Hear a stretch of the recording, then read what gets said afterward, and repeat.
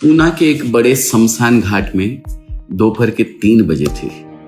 रोहन, जिसकी उम्र 35 साल की थी, जो अमेरिका की एक बड़ी सॉफ्टवेयर कंपनी में वाइस प्रेसिडेंट था, अभी अभी फ्लाइट से उतरकर सीधे शमशान घाट पहुंचा था।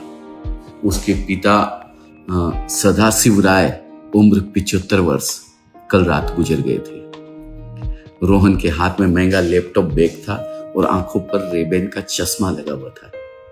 उसे पसीना आ रहा था और वह बार बार अपनी घड़ी को देख रहा था। वहां मोक्ष इवेंट मैनेजमेंट यानी अंतिम संस्कार करने वाली एजेंसी का एक कर्मचारी सुमित खड़ा था। सुमित ने सारी तैयारी करके रखी हुई थी।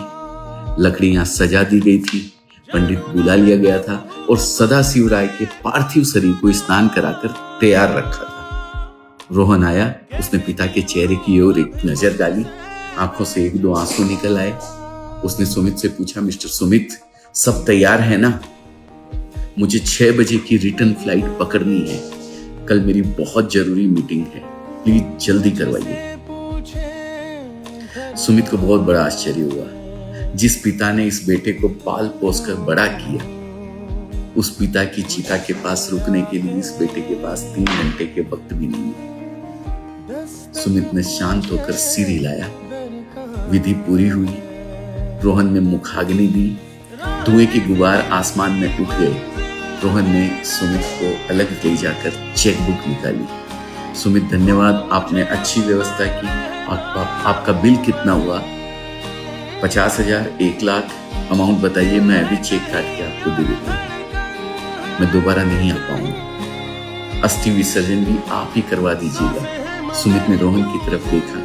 उसके चेहरे पर एक अजीब सी मुस्कान थी। उसने जेब से एक पुरानी फाइल निकाली और रोहन के हाथ में दी। साहब, बिल देने की जरूरत नहीं है, आपका बिल ऑलरेडी पेड है। रोहन चौंक गया। पेड है? किसने भरा पैसा?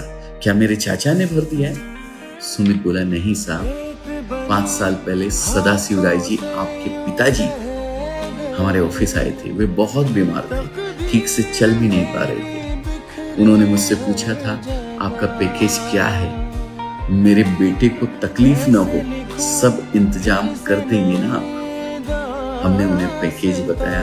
उन्होंने उसी दिन 50,000 रुपए एडवांस जमा करवा दिए थे और यह चिट्ठी देकर मुझसे कहा था, मेरा बेटा आए तो उसे यह दे देना, और अगर वह न आ सके तो आप ही मेरा अंतिम संस्कार कर दें। सुमित ने वह चिट्ठी रोहन को दी।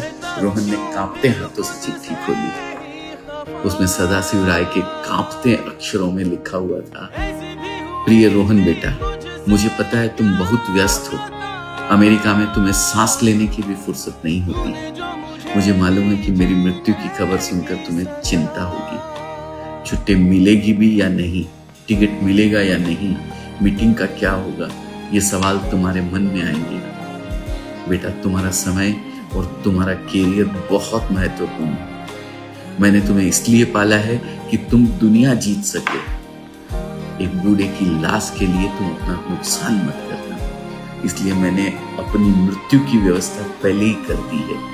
एजेंसी को पैसे दे दिए हैं, वे सब काम कर देंगे।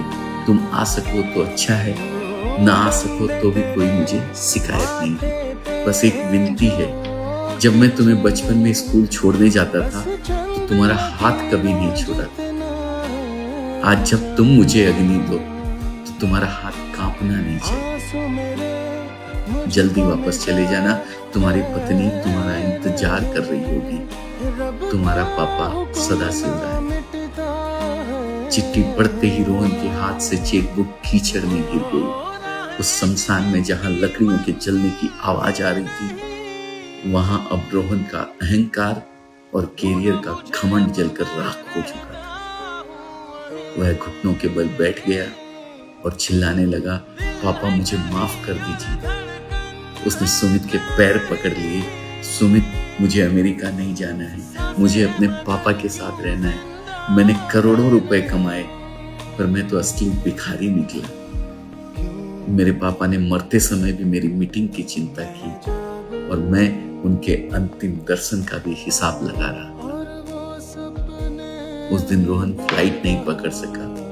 वह वहीं जलती चिता के सामने रात भर बैठा रहा क्योंकि उसे समझ आ गया था प्रीपेड सिर्फ सिम कार्ड हो सकता है, पिता का प्रेम नहीं। पिता का प्रेम अनलिमिटेड होता है और उसकी कीमत दुनिया की कोई भी करेंसी नहीं चुका सकती। आप दुनिया में कितने भी बड़े बन जाएं, कितना भी पैसा कमा ले, लेकिन जिन माता पिता ने आपका बचपन संवारा, उनके अंतिम सफर में साथ देने से कभी पीछे मत हटना। एजेंसी अंतिम संस्कार कर सकती है, लेकिन आंसू एजेंसी वे अपने खून के रिश्तों की है।